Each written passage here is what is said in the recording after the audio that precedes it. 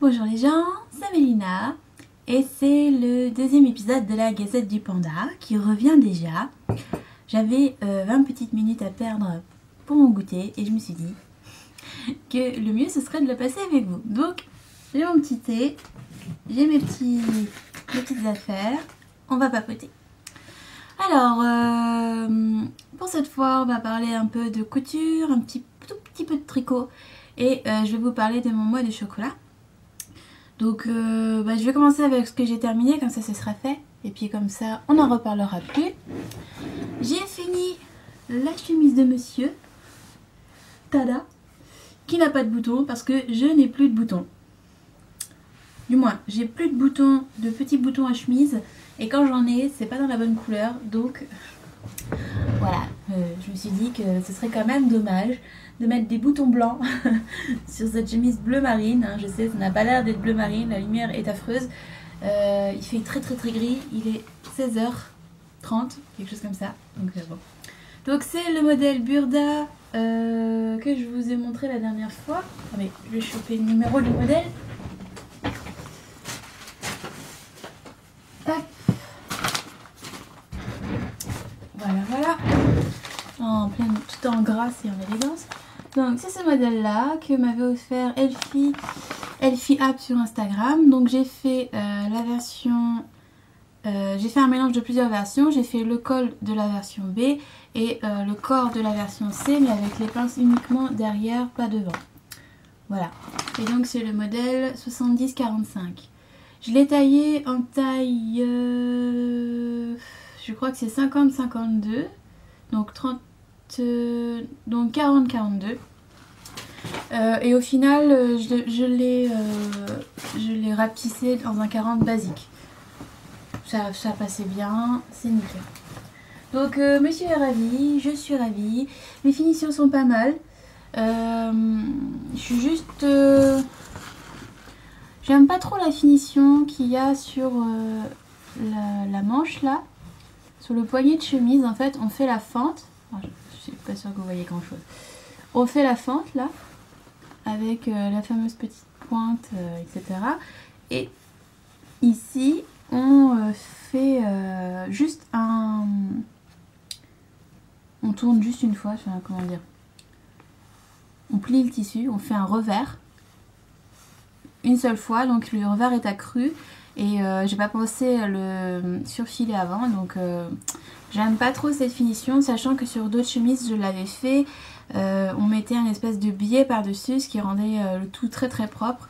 Et donc voilà, je trouve que c'est le petit truc qui manque, mais bon, c'est pour chipoter hein. Sinon tout tombe impeccable, vraiment j'ai rien à dire de mal, j'ai rien à reprocher à ce modèle. Si jamais vous cherchez une chemise pour monsieur qui s'adapte, qui peut être cintrée ou non, devant comme derrière, qui peut être rallongé, raccourci autant que vous le souhaitez, avec un col qui n'est pas giga immense, je vous conseille ce modèle, il est vraiment génial. J'ai vraiment pu l'adapter complètement à sa morphologie. Il l'a essayé, il en était content. J'ai comparé avec une de ses chemises du commerce et c'est la même chose avec 2-3 cm de plus d'aisance au niveau du bidou, donc impeccable. Comme il en est content, j'ai bon espoir d'avoir à en refaire. Je serais très contente d'avoir à en refaire en fait. Donc voilà, si ça vous tente, je vous conseille ce modèle parce qu'il est juste génial. De tous les modèles de chemise que j'ai pu faire, et j'en ai fait quand même plusieurs, il était suffisamment bien expliqué avec des schémas. Voilà, on a les explications d'un côté, les schémas de l'autre. Donc si on s'y perd un peu dans les explications Burda, on s'y retrouve avec le schéma. Et voilà, le résultat franchement vaut la peine. Donc voilà, j'ai rien de mal à en dire, j'en suis ravie. Qu'est-ce que j'ai fait oui, ce week-end, j'ai voulu coudre. Je voulais coudre beaucoup. Je voulais me coudre 2 robes, un t-shirt et un jean pour essayer les derniers patrons que je me suis procurés.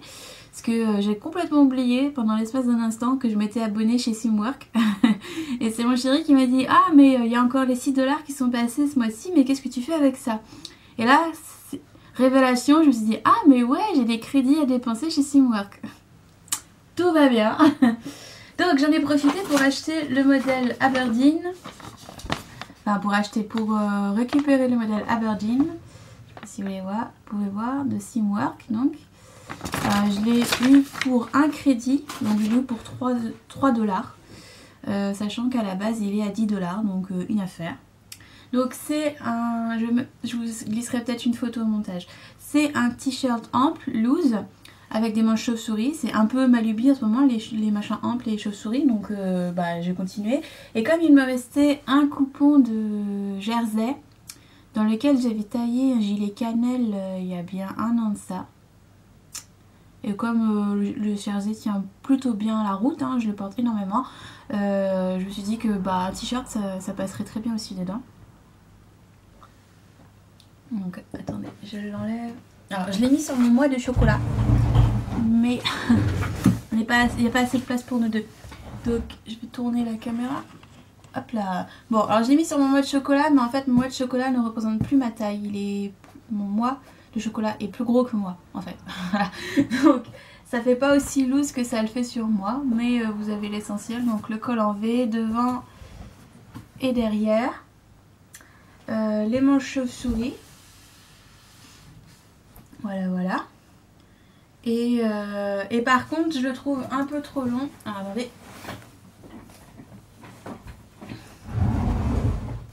Je mets pas les doigts sur l'écran, sinon on n'y voit plus rien. Je le trouve un peu trop long.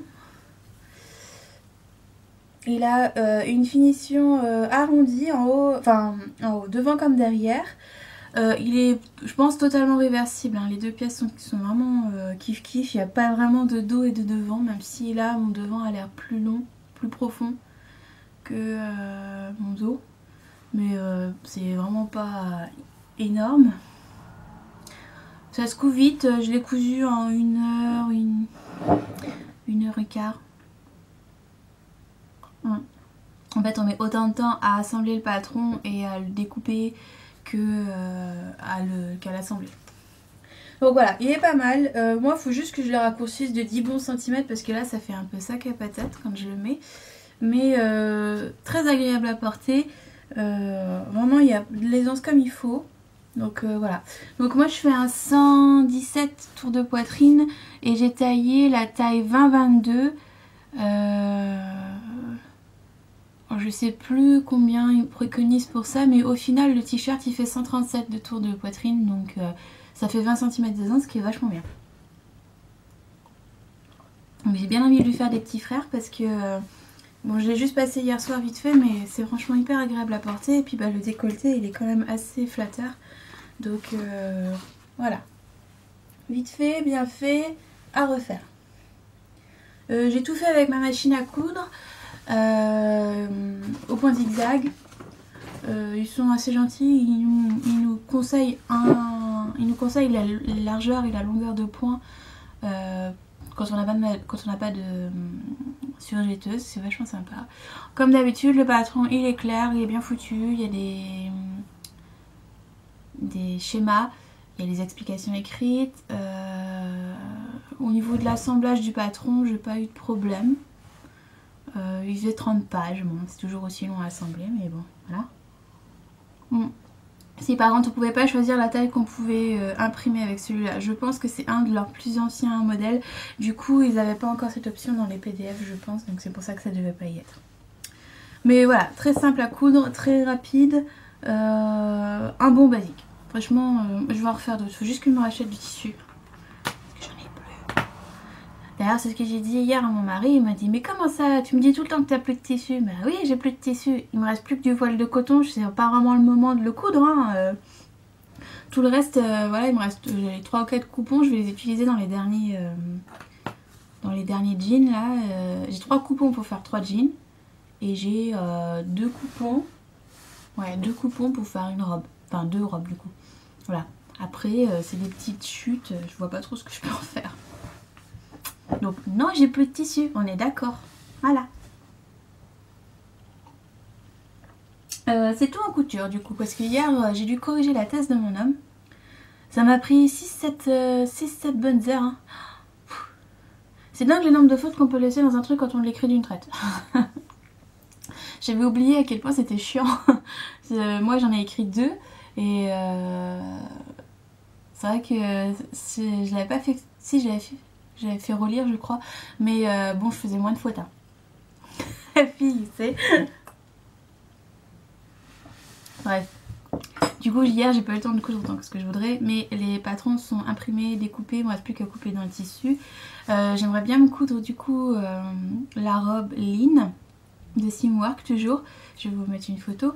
Je la trouve très jolie, elle a un brin rétro, elle a des boutons dans le dos et puis elle a un espèce d'empiècement au niveau des épaules en fait, devant et derrière, j'aime beaucoup et j'aimerais essayer de la faire déjà pour voir si c'est une forme qui me va parce qu'elle est légèrement cintrée au niveau de la taille, ce qui n'est pas trop mon fort d'habitude, mais bon, on va voir, je vais essayer, puis au pire je la transformerai parce que ce qui me plaît c'est le haut, c'est pas tant la jupe c'est le haut, donc au pire je le transformerai au niveau de la jupe. Donc c'est le prochain projet couture dont je vous parlerai ça. Sinon, j'ai un peu avancé mes chaussettes mais pas de quoi vous montrer, donc voilà. Mais je vais vous parler de mon nouvel encours tricot parce que j'en ai pas du tout assez des encours tricot. Non, non, pas du tout. Alors, par contre, j'ai pas les étiquettes, je crois que je les ai jetées. Donc c'est un châle arc-en-ciel, ça fait longtemps que je vous en ai parlé, ça fait longtemps que je ne vous en ai pas reparlé non plus. Donc c'était, il me semble, l'an dernier où j'avais demandé à toutes celles qui avaient des restes de Malabrigo Lace de toutes les couleurs de me les envoyer si elles les utilisaient pas. Enfin c'était 5-10 grammes etc que je te demandais en fait en gros. Et certaines ont été assez folles pour m'envoyer des trucs de 15-20 grammes voire les cheveux entiers. Voilà. Du coup j'ai beaucoup de Malabrigo Lace à la maison maintenant. J'avais trouvé ça adorable et tout. Et puis mon idée c'était de faire un châle arc-en-ciel, donc basé avec une base de gris perle et d'utiliser toutes les couleurs que vous m'aviez envoyées. Donc ça faisait avec mes restes, j'avais quelques petits restes de couleurs, ça faisait 33 couleurs plus le fond, donc 34 couleurs. Et l'idée c'était de faire un châle et de mettre en valeur toutes ces couleurs en forme d'arc-en-ciel, enfin quelque chose comme ça. J'avais eu plusieurs idées et puis ça fait 1 an que j'essaye en fait de faire des choses et puis bah, quand je les monte et quand je les essaye, ça me plaît pas, je redéfais etc. Et puis je sais pas, hier j'ai eu une illumination, je me suis dit ça, je vais faire comme ça et je crois que c'est quelque chose qui va me plaire. Donc j'ai commencé entre deux griffonnages, je sais pas si ça se dit. J'ai beaucoup griffonné aujourd'hui parce que je prépare mon rendez-vous pour demain. Et du coup, j'ai mis beaucoup d'idées sur le papier. J'avais besoin de faire une pause, donc j'ai fait ma petite pause. Alors, j'ai commencé. Alors, ce sera pas un châle comme j'ai l'habitude de faire, c'est-à-dire triangulaire. Je fais beaucoup de châles triangulaires ou alors en demi-lune. Là, ce sera vraiment un châle en version étole. Enfin, grande écharpe, mais plus étole. Même si c'est pas un rectangle à proprement dit, ce sera un peu plus trapèze. Enfin, on verra quand j'aurai fini, parce que je vais pas le finir tout de suite, je pense. Donc j'ai commencé, voilà. Nous sommes à... ça dépend d'où est-ce qu'on regarde. Là c'est plus court et là c'est plus large, voilà. Donc ça c'est ma couleur principale, que là vous voyez là. C'est le gris perle. Je suis assez étonnée parce que quand je l'ai bobiné, même en pelote, il apparaît pas si...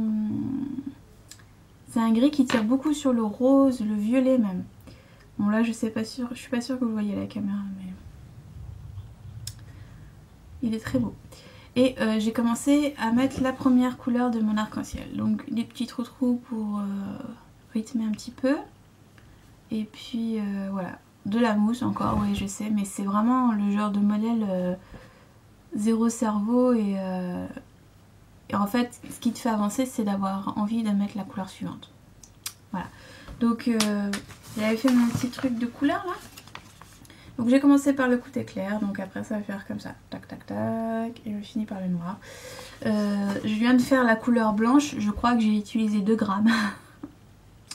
Donc c'est pour ça en fait à la base que je vous avais demandé 4 ou 5 grammes si vous aviez des restes, parce que je savais que comme c'est de la lace il n'y a pas besoin de beaucoup. Et en fait je vais avoir des restes des restes de restes de restes. Donc faudra que je trouve probablement un autre projet ou que je rallonge à max la... Ou alors l'étole sera immense, je sais pas. Bon, c'est un projet au long cours, comme beaucoup de mes projets. J'ai pas de deadline, j'ai pas de date fixe, je me suis pas fixé d'impératif sur ce projet. C'est juste mon projet zéro cerveau, donc zéro cerveau. Voilà. Et mes trous-trous en fait ils sont doubles. Il y a 2 trous-trous, je sais pas si vous allez le voir. Voilà, c'est des couples de trous-trous pour changer un petit peu.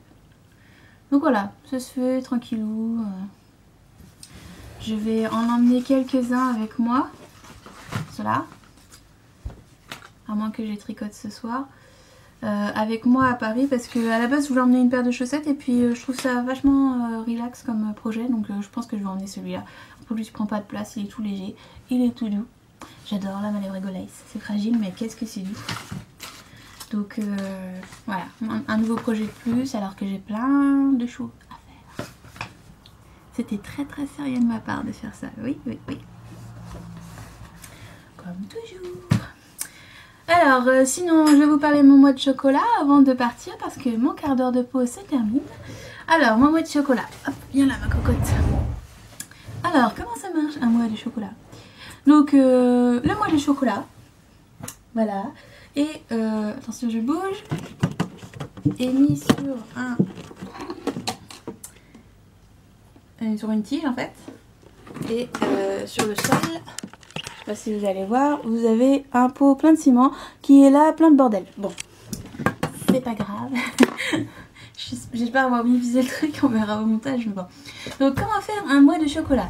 Bah, c'est tout bête, vous avez besoin d'un sac poubelle, de scotch, de gros scotch, hein, de scotch large comme ça, et de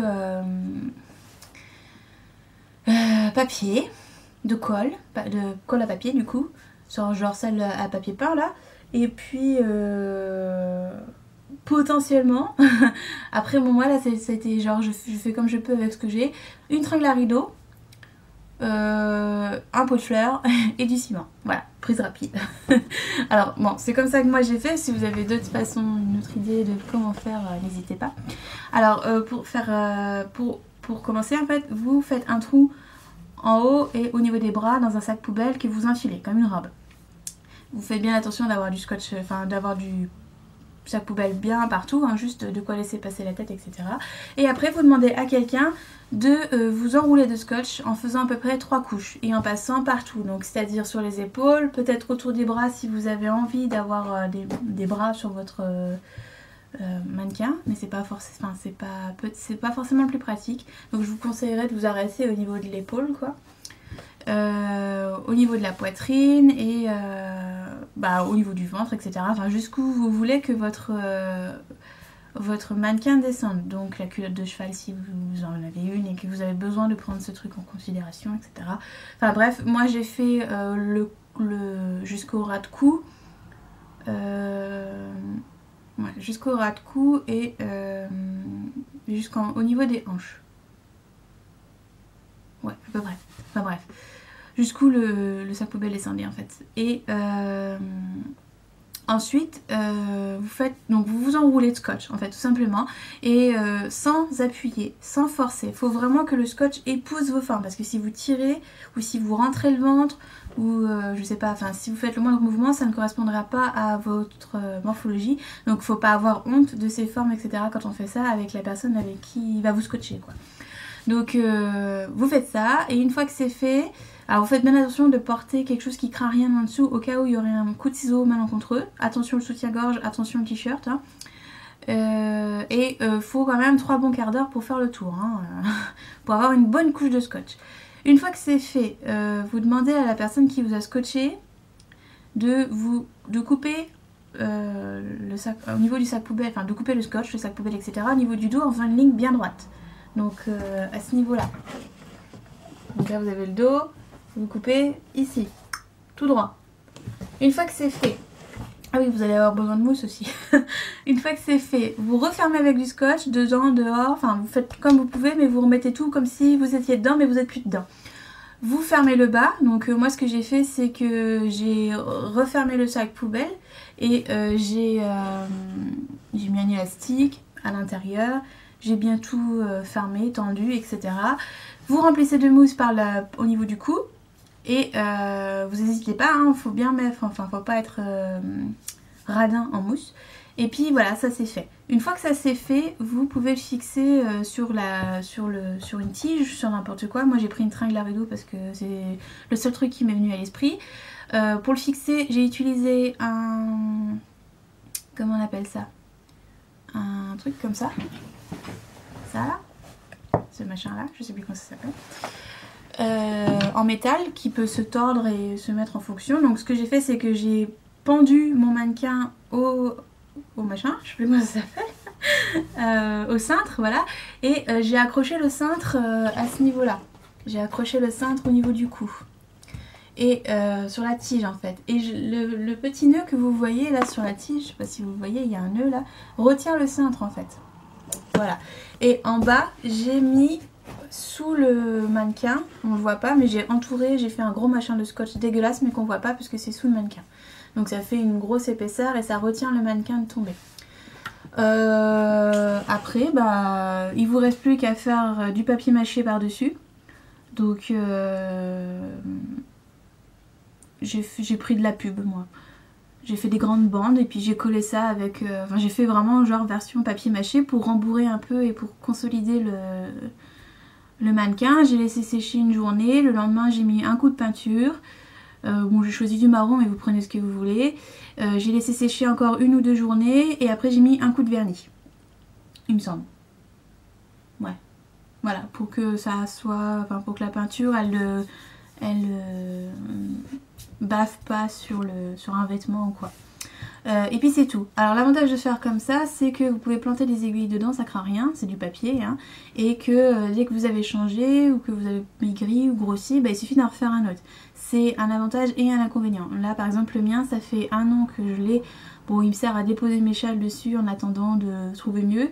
Mais il est plus conforme à ma morphologie actuelle, donc il n'a pas trop d'intérêt quand je cherche à ajuster un vêtement.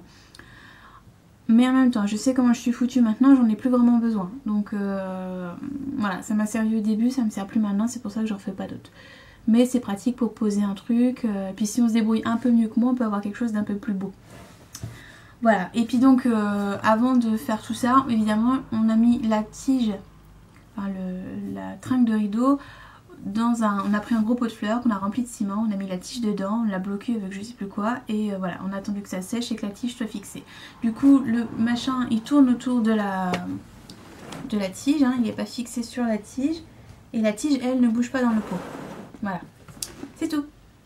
Bon, ça demande quelques petits trucs mais ça reste quand même moins cher au niveau investissement qu'un mannequin tout fait, tout prêt. Voilà, si jamais vous avez des questions sur comment faire ou si je suis passée un peu trop vite dessus, n'hésitez pas. Je vais essayer de mettre un petit récap à la fin du podcast sur le générique pour vous mettre ce que j'ai utilisé. Alors je me souviens plus des quantités mais il y avait de la mousse, j'en ai encore plein donc voilà.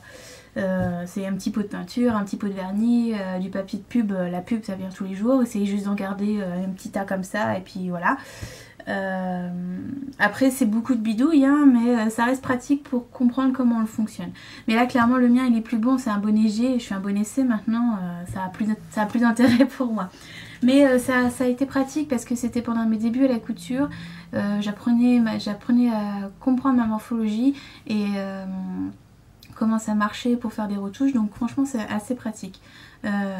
Après maintenant voilà, si moi j'en ai plus d'utilité, j'en achèterai peut-être un maintenant, mais plus en tant que mannequin de démonstration pour montrer mes châles etc. quand j'ai personne pour prendre en photo que pour vraiment m'aider à coudre une pièce sur mesure. Voilà. Bon, ça m'a coûté je sais pas peut-être 30 € le tout. Avec le pot de fleurs, le ciment, la peinture, la tringle, voilà, gros max. Donc c'est quand même beaucoup moins cher qu'un mannequin tout prêt et ça a le mérite d'être complètement conforme à votre morphologie à partir du moment où quand on vous scotche, on ne serre pas comme un malade et on respire. Donc faites ça avec le ventre bien détendu, hein. Ne rentrez pas le ventre, ça sert à rien. Voilà. Bon, après c'est pas des plus flatteurs, hein, parce que du coup tout le monde peut voir vos défauts si jamais on entre dans votre atelier ou quoi, enfin voilà. Bon, suffit de se dire que de toute façon, que ce soit vous avec des vêtements ou votre mannequin avec des vêtements, c'est la même chose, donc tant pis pour les complexes. Voilà, bref, si vous avez des questions, n'hésitez pas, et puis je vous répondrai autant que possible. J'avais trouvé cette idée sur YouTube, je pense, créer un mannequin soi-même ou un truc comme ça. Puis après j'avais adapté à ma sauce parce que il me manquait des trucs où je trouvais ça moins cher de faire comme ci comme ça. Donc voilà. Voilà, c'est tout. Donc je vous dis à la prochaine, je pense vendredi. Après AEF, parce que je pense que j'allais avoir plein de choses à vous dire après AEF, donc c'est pour ça que je préfère enregistrer maintenant. Je vous fais plein de bisous, peut-être à jeudi matin pour celles qui font à la jeudi matin. Et puis sinon, à la prochaine fois, des bisous. Bye bye.